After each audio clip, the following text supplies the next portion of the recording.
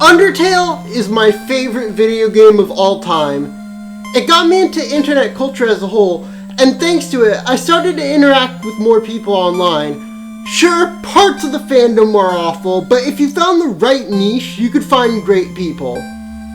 You don't need to look far to see how much of an Undertale fan I am. There's a 10-hour long Undertale AU video on my channel. Consider watching if you're interested, as I consider Under-Ronpa to be the greatest thing I've produced so far. This video will also contain full spoilers for it. The reason why I think Under-Ronpa was so good is because this project helped me grow. In particular, writing for one silly little character was the best part of this fangame, and every scene with them in it helped me personally. And that silly little character is Chara Dreamer. This video will be a sort of dissertation on Chara as a character in Undertale and in Under-Ronpa, and what they mean to me, as they are my favorite fictional character ever. First of all, I want to offer a quick explanation as to why I use she/they pronouns for Chara. Canonically, Chara uses they, them, and I totally understand that, but even before writing Under-Ronpa, I was a Chara kinny. Writing it made me kin them even more, to the point where I changed my name in real life to Chara. I am transgender, and I use she/they pronouns, so when I write for Chara, I kind of give them my pronouns, because I sympathize so much with them. Of course, non-binary people deserve as much representation in media, and I'm not trying to take away their representation by using she/they pronouns for Chara. I understand that canonically, Chara uses they, them pronouns, but in Under-Ronpa, Chara is transgender and uses she/they pronouns, and it is my own version of the character. That is why I will be using she/they pronouns when referring to Under-Ronpa's version of Chara. Also, if Chara's name changes throughout the video in the gameplay, that is because I'm using several different videos as sources. Okay, now that we've got that settled, let's get into... In all honesty, Chara literally has one scene in Undertale. However, their presence is felt all throughout the game. They were the catalyst that started everything. Through the tapes in the True Lab, we get to glance into their mischievous personality a bit, like making scary faces to scare Asriel for fun, among other things. In my opinion, from this, we can gather the fact that Chara actually treated Asriel like family. We can extrapolate from that and infer that Chara also cared for Toriel and Asgore. However, we also get this tidbit of info stating that when Asgore was sick, Chara just, quote, laughed it off. I don't think this laugh was sinister. It could have easily been Chara laughing away the pain. Another reason that I think Chara truly cared about not only their family, but also all of monster kind, is what Asgore says if you fight him after beating Flowey. He says, "Young one, when I look at you, I'm reminded of the human that fell here long ago. You have the same feeling of hope in your eyes." This feeling of hope surrounds Chara, as in the game over screen, the flashback has Asgore telling Chara that they are, quote, the future of humans and monsters. I think Chara was legitimately determined to save monster kind, as their family had been the first ones to actually care about them, in my opinion. As to why Chara went to so drastic measures, I will explain my opinion on that when I talk about how I wrote Chara for Under-Ronpa. At the end of the True Pacifist route, Asriel states that Chara wasn't the best person, and I agree with that sentiment. Chara, as they are written in Undertale, isn't the best person. They tried to manipulate Asriel into killing 6 humans. However, keep in mind Asriel's wording here. He says that Chara wasn't the best person. He doesn't say that Chara was a bad person. This implies that Asriel views Chara as flawed, but not irredeemable. Asriel also gives us the biggest insight into Chara that we canonically have. He says that Chara didn't climb the mountain for a very happy reason, and also that they hated humanity. The reason why is left ambiguous, but I can only think of one reason why someone would willingly climb a mountain where people are rumored to have disappeared. The suicide argument for the reason Chara climbed the mountain is a theory that I ascribe to. However, there is direct evidence that contradicts it.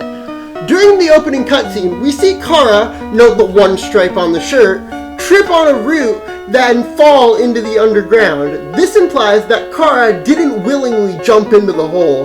However, I do think that Chara climbed the mountain where people were rumored to disappear in order to harm themselves, even if them falling into the underground itself was an accident.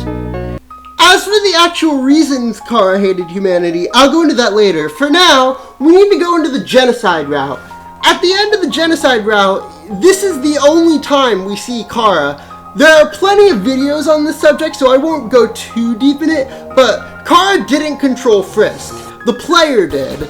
Yes, Chara has their whole "since when were you the one in control" line, but before that, they say that their determination was not theirs, but yours, referring to the player.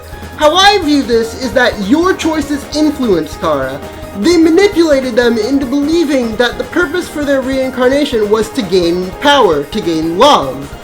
I also believe that this is why they want to erase the world. What do you do once you finish a game? Quit it, and don't touch it again unless you want to do a replay. I believe that your choices influenced Chara into thinking the same way as you, and now that you've achieved your goal of killing everyone, Chara sees the world as pointless. That's why they think it's so interesting when you reopen the game and want to go back to the world. You already completed the game. What more would you want? I think everything Chara does in the genocide route is to punish the player. The jump scare? Punishing the player. The soulless pacifist endings? The game either ends with showing Chara in control of Frisk, or Chara with everyone with an X over them. However, this is just a photo, and I don't think Chara actually killed anyone. Instead, I think they're just trying to send you, the player, a message that you aren't above consequences. We know that deep down, Chara doesn't enjoy the genocide ending. If you complete it a second time, they say you are, quote, racked with a perverted sentimentality, and straight up tell you that there are other endings that you can get. They don't want you to do the genocide run as much as anyone. I mean, you are killing their family. However, they were conditioned to believe that the reason they were reincarnated was to do exactly that, thanks to your actions. And that's it. That's all we know about Chara and Undertale. Well, unless you consider... There's a theory in the Undertale community that is commonly accepted as fact by everyone, including myself, and that is that Chara is the narrator of Undertale. We see Chara say many things through narration, especially on the genocide route, where the narrator flat out says, "It's me, Chara." We also know that the narrator is an actual character and not just a narrative device, because they correct themselves. They change what they say in lines such as this. I think it's very probable that Chara narrates everything in Undertale. I won't go through every piece of evidence, but just as a few examples, this comment about their bed, you know, the one where they died in, shows that Chara is the one narrating. If there's still doubt, what about the fact that Chara goes silent when you're fighting their family? There's a big post going into the narrator Chara theory by Determinators on Tumblr. However, their account was deleted. I was able to access it from our best friend, the Internet Archive, though. By taking Chara as canon, we get better insight into Chara as a character. They're knowledgeable, very knowledgeable about everyone. They're impatient, critical of your choices, and have a sense of humor, even in dangerous situations. Again, this ties back to how I think that Chara laughed when Asgore got sick as a coping mechanism. We can see that Chara's sense of humor runs from sarcasm to puns to morbid humor. These aspects of Chara really work well if you make Frisk able to speak to Chara and have them bounce off each other like Inverted Fate does. During the genocide route, they start to become sadistic, as the amount of people you kill is directly corrupting them and changing their view on the world to think it's more of a game. However, during the pacifist and neutral routes, they're hopeful, and Asgore recognizes that in Frisk. This is shown by one of the most famous lines from the game, "Despite everything, it's still you." If we take Kara as canon, as well as considering Frisk as their own character, which, if Deltarune is anything to go by, they absolutely are, I believe this line is Chara trying to reassure Frisk. After all, they've been on such a journey and are about to face what they believe to be their final challenge, Asgore. Chara wants Frisk to know that despite everything, despite all the friends they've made, or all the monsters they've killed, they're still human, they're still Frisk. And that's a powerful message for Frisk. Of course, we can't mention Chara without mentioning...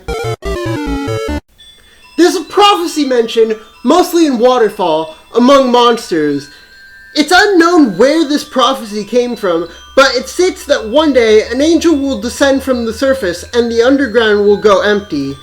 I believe that this angel is Chara in both the pacifist and genocide routes. In the genocide route, this is simple. The underground goes empty because Chara erases it. However, in the pacifist route, it's not so simple. You see, the one who frees the monsters, thereby making the underground go empty, is Azrael. So, are there two angels? Can they both fit the role of the angel? I don't think so. Remember, Azrael was dead set on resetting before Frisk saved him. And who told Frisk that saving their friends and saving Azrael was a possibility? The narrator, Chara. It's only after the narrator gives you the cue to first save your friends and then save someone else that you can use the save option on those people. If we once again take this moment as Chara trying to inspire Frisk, we realize that it is only thanks to Chara that Frisk is able to save Azrael, and therefore it is both Chara and Frisk's efforts that leads to Azrael breaking the barrier. Therefore, I believe that Chara is the angel in the pacifist route as well. However, what type of angel they become, either an angel of freedom or an angel of destruction, is up to the player. I believe Chara's role as the angel is integral to the game's plot. I know that Chara is misunderstood by a lot of the fandom, and I know there's a lot of interpretations where Chara is evil, and yeah, they're wrong, but also, the art of evil Chara kinda goes hard. Any fan art of this character, even if it mischaracterizes them, is great, so I enjoy all types of Chara art. I regularly search Chara on Twitter to find as much Chara art as possible. I think their design goes crazy, and both the evil and good versions can have space in the fandom. This video is just my personal interpretation of the character. Speaking of which... Alright, so now we get to the big theory crafting section, otherwise known as how I view Chara as a character and how I wrote them in Under-Ronpa. Going back to earlier about Azrael thinking Chara as flawed but not irredeemable, I wanted to have Chara in Under-Ronpa to show that. And in order to do that, I gave Chara 3 main character flaws. The first was their hatred for humanity. By the time Under-Ronpa starts, Chara has a sort of softened look on humanity, thanks to Frisk. If I ever revisit the world of Under-Ronpa, I'd probably want to do a prequel showing how Frisk and Chara's relationship evolved over the course of the pacifist route in that AU. However, I feel like I wouldn't be able to do enough to differentiate it from the actual Undertale pacifist route while keeping within the lore of Under-Ronpa. That being that they exist within a completely normal copy of Undertale, but evolved past that into their own AU. However, when elaborating on Chara's past actions, I wanted Chara to have a reason to hate humanity. At the same time, however, I didn't want to go into too graphic of detail.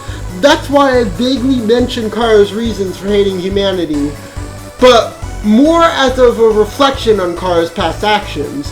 In Under-Ronpa, Chara's upbringing was awful. Everyone mistreated her both physically and mentally. It was this that gave her her hatred for humanity, as well as why she climbed Mount Eba in the first place. If I'm ever to revisit Under-Ronpa, I'd want to explore more about Chara's hatred for humanity and their upbringing. At first, she thought it was a problem with herself. However, after living among the monsters for many years, they realized that it wasn't a problem with them, it was a problem with humanity. That, combined with the fact that she learned about how humanity treated monsters, caused her to believe that humanity deserved destruction. She knew that once Azrael obtained the power of a god, he could easily make that happen, and that leads me to Chara's plan. But before we touch on that, I want to talk about how Frisk was able to change Chara. In Under-Ronpa, Chara, thinking that they were the ones who caused the genocide route, decided to give Frisk a chance in the subsequent pacifist route. In Under-Ronpa, 4 prior runs occurred before the killing game starts.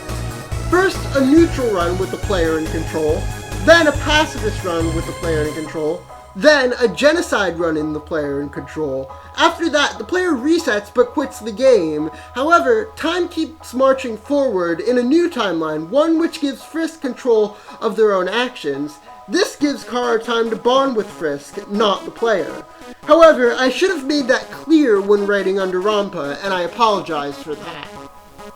Anyway, over this time, Chara is honestly shocked at the mercy that Frisk chooses to show to monster kind. While at first they were standoffish, they soon begin to open up to Frisk, beginning to trust and respect them. While they still hate their hometown for what they did to her, she realizes that some humans do have the capacity to be good, and decides to judge humans on a case-by-case basis, instead of judging them all for what they did to her. However, this doesn't solve all of Chara's character flaws. The second of her character flaws is the ends justify the means mentality.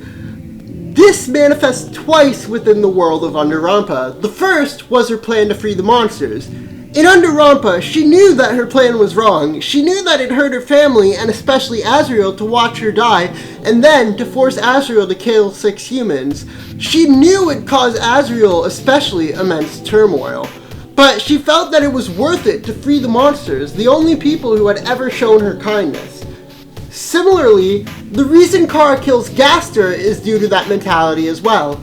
She is under the assumption that killing Gaster, the mastermind, would end the killing game. She knew that killing was wrong and that Frisk would be disappointed, which is why she attempted to hide it.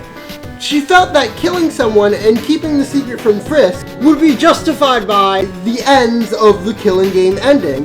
That is why, when Goner Chris arrives and the killing game continues, Chara snaps. The trial teaches Chara that despite the drastic means she goes to, sometimes she won't get to the end she wants. It teaches Chara that the end you get might not justify the means. This causes Chara to rethink her whole outlook on life and to begin to trust Frisk more than ever, deciding to take their sense of pacifism to heart and no longer living by the ends justify the means mentality. This goes directly against Gaster and by extension Goner Chris's motivations.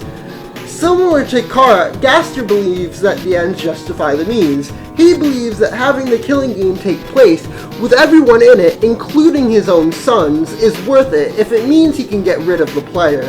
He even deludes himself into thinking that resetting after the killing game will cause all the consequences of it to disappear. This directly contradicts Chara's new outlook on life. In other words, Gaster, and by extension Goner Chris, exists to be a comparison to show the audience how far Chara has come since the start of the killing game.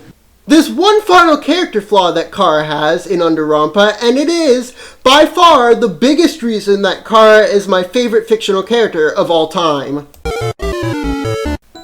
It is no secret that Chara has done some terrible things, both in the canon of Undertale and in Under-Ronpa. They caused their own brother's death, forcing him to live as a soulless flower, causing their family to split apart and causing the entire underground immense mental anguish. In Under-Ronpa, that is compounded on top of her believing that she controlled Frisk and forced them to kill every monster in the underground in the previous genocide timeline. Finally, with every death, Chara feels like they could have done more to save them. When Asgore dies, this all boils over and causes Chara to have an emotional breakdown. This comes to a head when Chara commits murder and feels so much guilt about it that she tries to hide it. Between all this, Chara holds a deep self-hatred within her. She downright despises herself and doesn't believe she deserves the second chance at life she was given. However, over the course of Under-Ronpa, she learns to forgive herself. She learns that she wasn't the one behind the genocide route, so she can forgive herself for that. While she'll always regret her plan with Asriel, slowly over the course of the Killing Game, she's able to rebuild her friendship with Asriel, and through that, she's able to come to terms with what she did and forgives herself for doing it. Of course, she still regrets doing it, but she doesn't hate herself because of what she did anymore.